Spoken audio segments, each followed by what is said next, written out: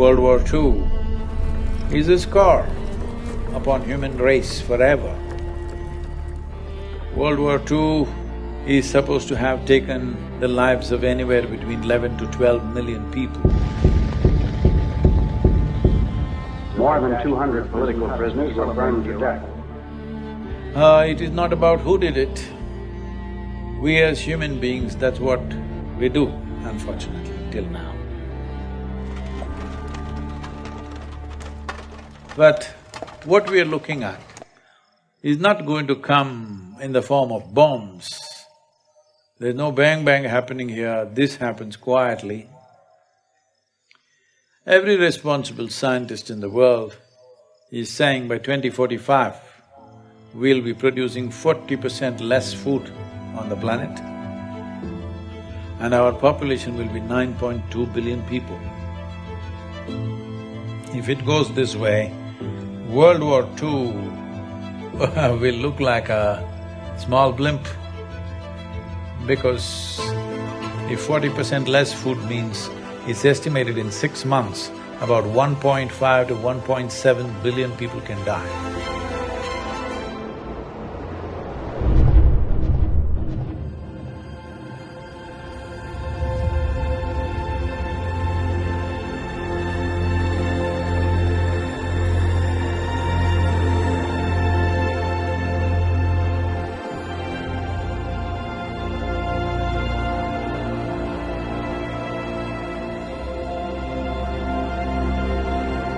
Climate change, food security, nutrition security, water quality, water renewability, biodiversity, land grab, political stability.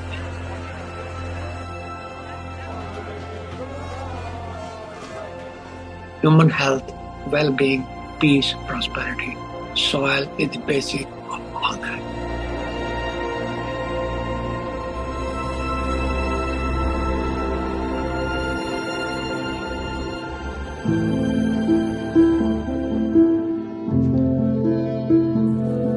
Soil is a basic entity on which all terrestrial life depends. 95% of all the food which is consumed by human comes from soil. As much as 95% of all antibiotics taken by human and animal come from soil. So soil and life have evolved together. There is no soil without life, and there is no life without soil.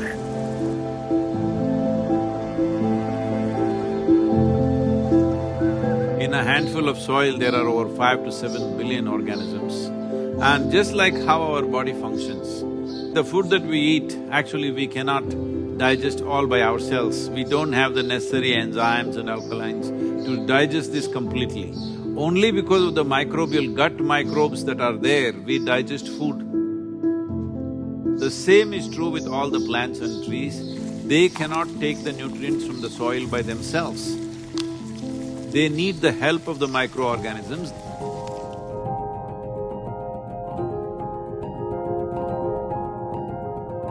Good guy bacteria, good guy fungi, protozoa, nematodes, microarthropods, earthworms, incatriots, all of those organisms are required to have a good, healthy soil so your plant gets the balance of everything that it needs every second of every day.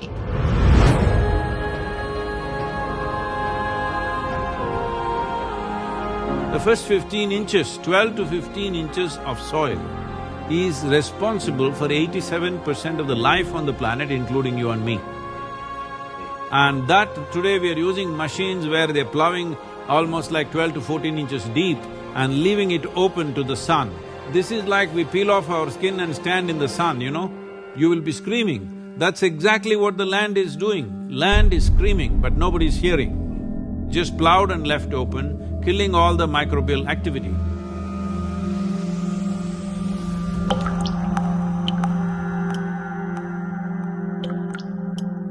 See, right now, the organisms here, the only food they can eat is organic content. where will the organic content come from? Here you see all these leaves, dry leaves falling down.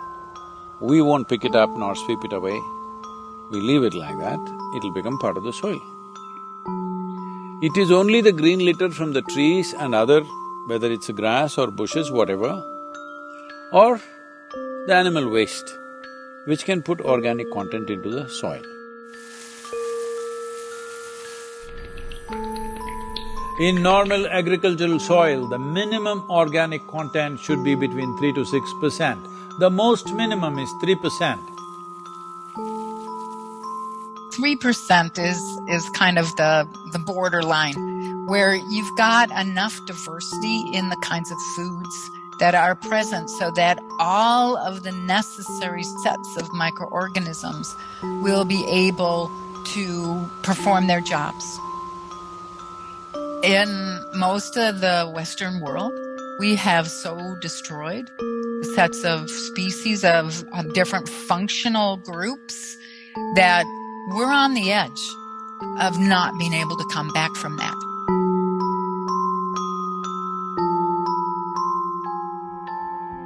Over 62% of India's soil has organic content less than 0.5%.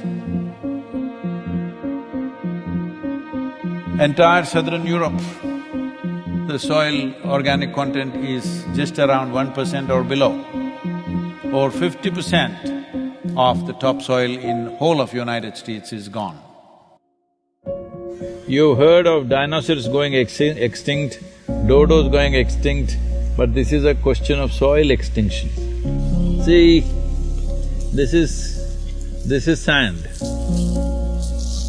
If you add enough organic content into this will become rich soil. Similarly, if you take all the organic content out of the soil, it will become sand. So this is called as desertification in the world. World's agricultural soils are becoming sand or turning into a desert largely across the world because there is no organic content.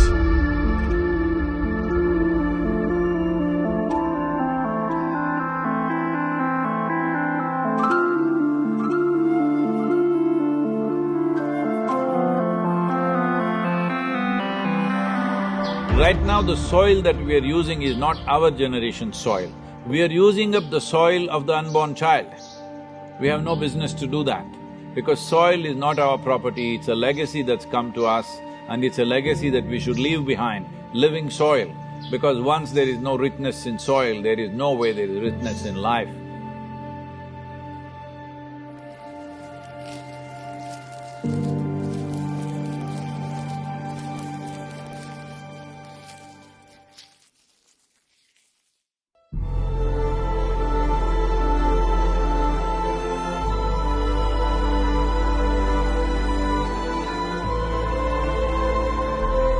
Right now, United Nations statistics say that we may have agricultural soil only for another 80 to 100 crops.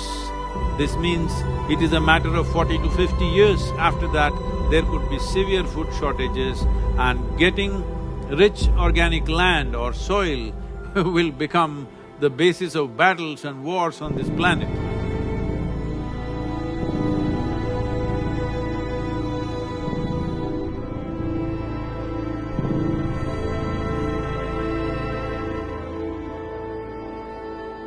People talk about the weapon of mass destruction, nuclear bombs and missiles and other things.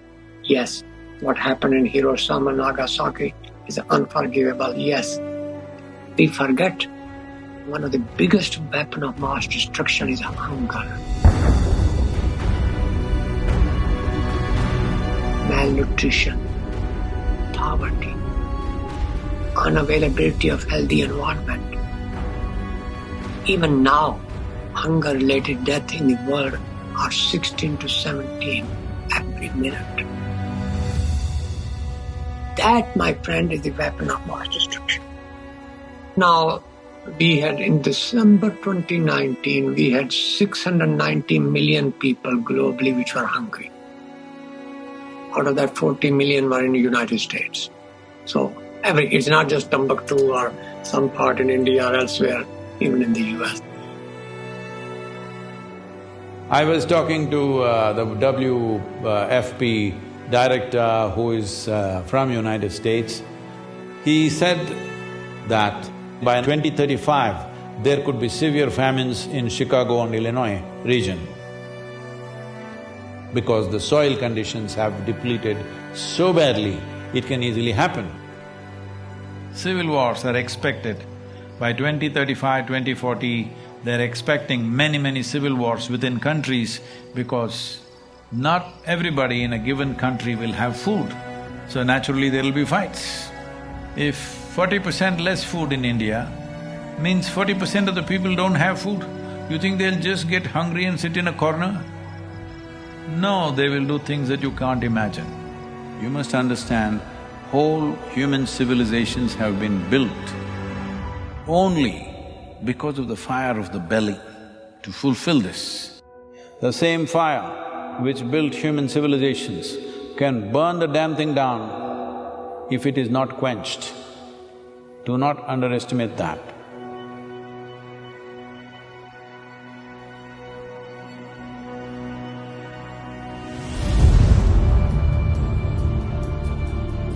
Since 1990, there have been around 30 wars in Africa.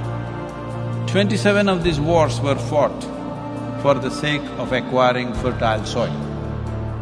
The great revolutions of the world, the Russian Bolshevik Revolution of 1917 was mainly for bread. Even their slogan is peace, land and bread. That is the slogan of the Russian Revolution. Food scarcities in France were the main trigger for the French Revolution. What happened in China, you know, the so-called Cultural Revolution, is also because of repeated famines across the country, and once there is no bread on the street, it's easy to light the fuse. If you want peace, everybody must have bread, roti, food. There is no peace if there is no food. It's simple as that.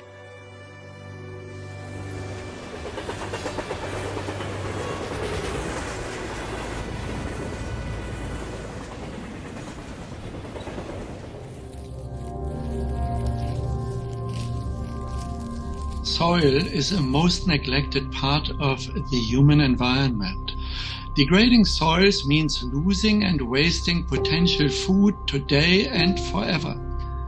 A human being, like other animals, are requiring a fairly complex diet and many nutrients. And these nutrients we get through our food, and that essentially depend on the soils. So the soils, rich in nutrients, in minerals, are a precondition for a healthy diet. There's a direct link between soil quality in terms of nutrients and diet quality in terms of what we eat. So that is not well understood by many people. You have to put into the soil nutrients, nitrogen, phosphorus, potassium, micronutrient, calcium, magnesium, potassium, organic matter, content which is mineralized intake. It must be returned back to the soil in one form or the other for soil to be productive. Soil produces straw, grains, roots.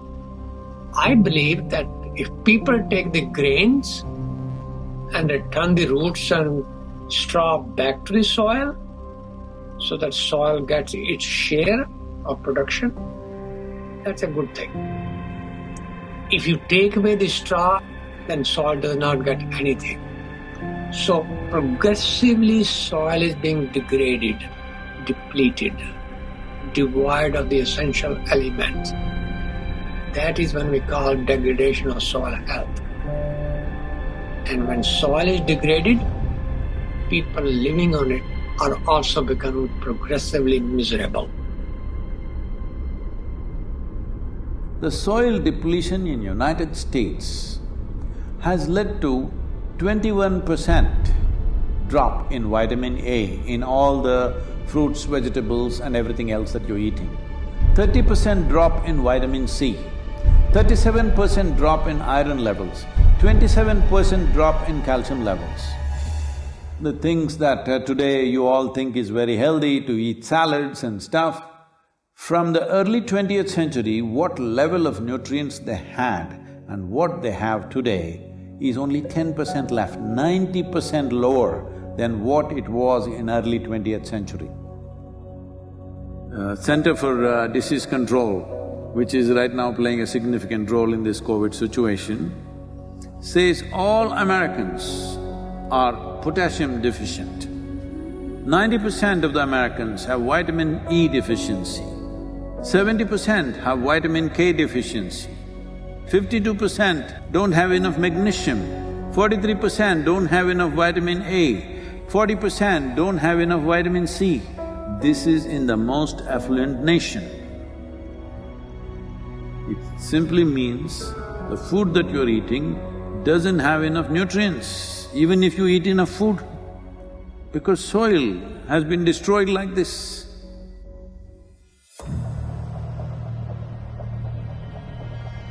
One serious problem that the world is facing right now is, by 2030, it is expected 1.6 billion people will migrate. Out of this, 0.9 billion will come from Africa. See, when people migrate in an unplanned way, what they go through is unbelievable. Especially women and children. What they go through in unplanned migration where they're being dragged through all kinds of unfamiliar terrain, what happens to them is unbelievable. Nobody should face this. All young women like between 14 to 18 years of age, they're being seriously exploited.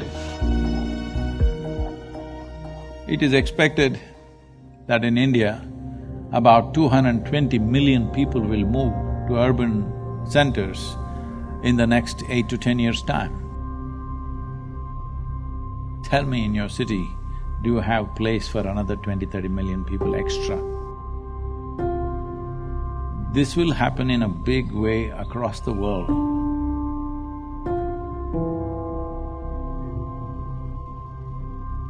Yes, there are soil refugees.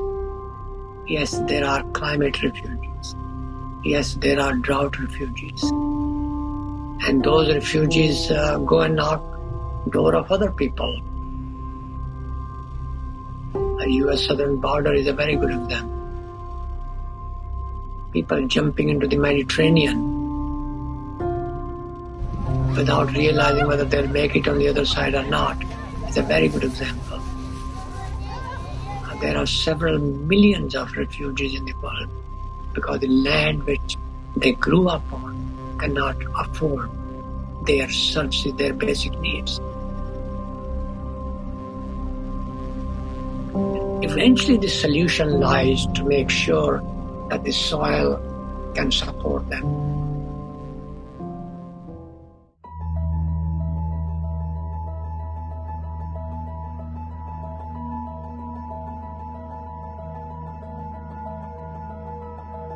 There is a very strong link between soil degradation and global issues. For example, climate change. So, current civilization, I call it carbon civilization. Everything we do is based on carbon, fossil fuel-based carbon. And therefore we have depleted also carbon not only from fossil fuel, but also from soil. Maximum amount of carbon was always in the soil, but now a lot of it is in the atmosphere where it should not be. If it gets into the atmosphere, as you've heard of global warming and climate change, all these impacts happen. But nearly 40% of this is happening simply because soil is left open. For this, the main contributor is agriculture or open lands. The same soil which would have taken carbon dioxide and methane from the atmosphere is now releasing it simply because we are leaving it open and there is no life or microbial activity.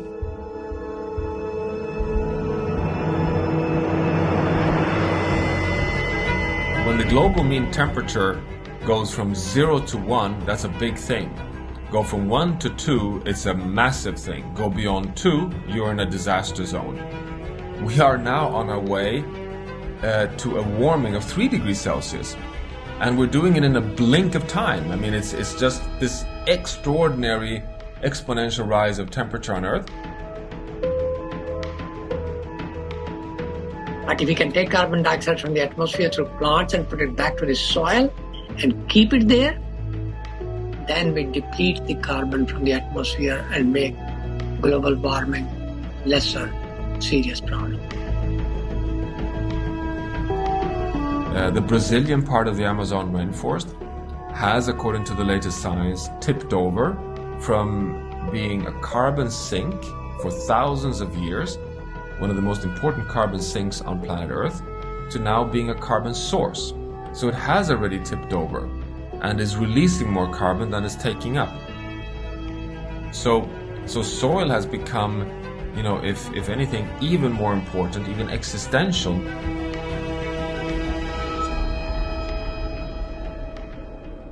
See, the whole life process on this planet is carbon-based.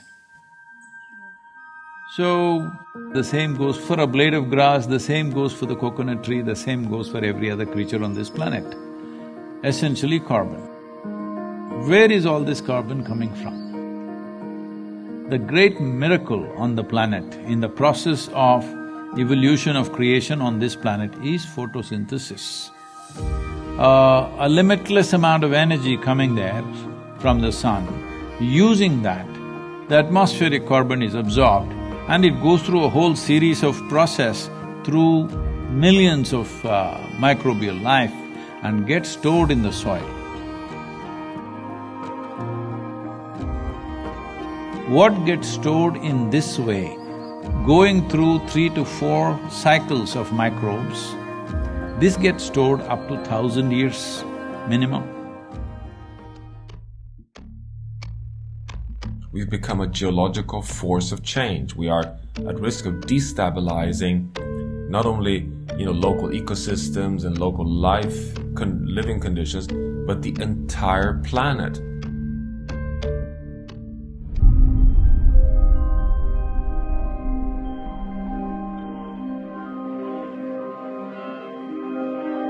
United Nations says we only have 60 years of agricultural soil left. So within 50 years' time, there will be a serious food crisis on the planet. A mass famine would be inevitable. Now, I know people always say, we only have 60 more years of agriculture to go. Yeah, but that was 10 years ago that we made that statement. We're at 50, guys. Soil is a living entity. It has a lot of organisms. And when those organisms are killed, soil is no longer healthy. Soil is no longer living.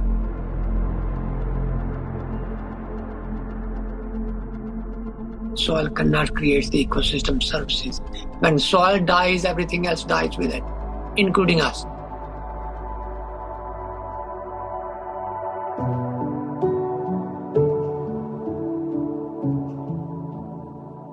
If we start correcting it now, in 15 to 25 years, we can make a reasonable level of correction. We can come away from the brink where we are. But if you leave it for another 30 to 40 years and then try to do it, it will take 150 to 200 years to regenerate the soil. So this is not about just painting a dark picture of everything. This is a moment of responsibility that we as human beings, if you stand up right now, we can turn this around.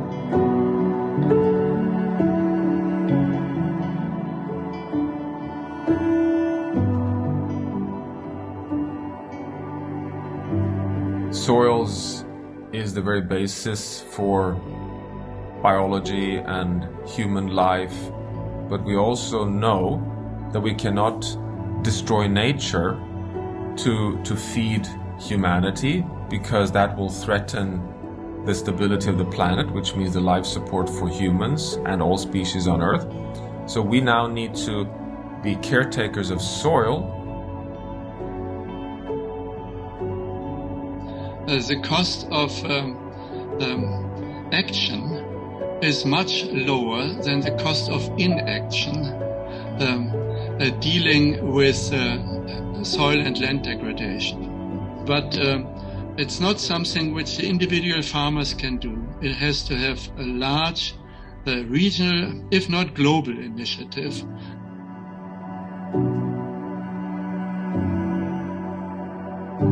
This depletion of soil has happened because we have not put back the organic content back into the soil of what we are taking out.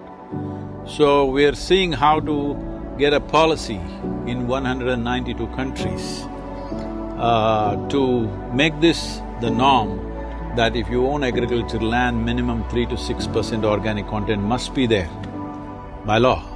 Initially by recommendation, then by incentives, and then by law, by mandatory law, it has to happen. If it's not in the law, then we don't know what they will do tomorrow. That's what we have done, isn't it? From previous generation to this generation, in one generation we've ruined it because there was no law. If there was a law, minimum agriculture content should be… organic content should be there in it, we would have kept it that way. So first and foremost thing is to bring the law. To bring the law, what is needed? This is a democracy. That means people are the power, it's people's power. That's what it means. So there are two very powerful things in your hands right now. One is your vote, another is your microphone. Hello? That means your voice. So this is important. The people of the world have to speak and say, we are ready for long-term solutions, we are ready for long-term commitment, we are ready for a long haul, we are willing to pay the price for the well-being of future generations. This is why the Save Soil movement is not about action, but it's about bringing policy change.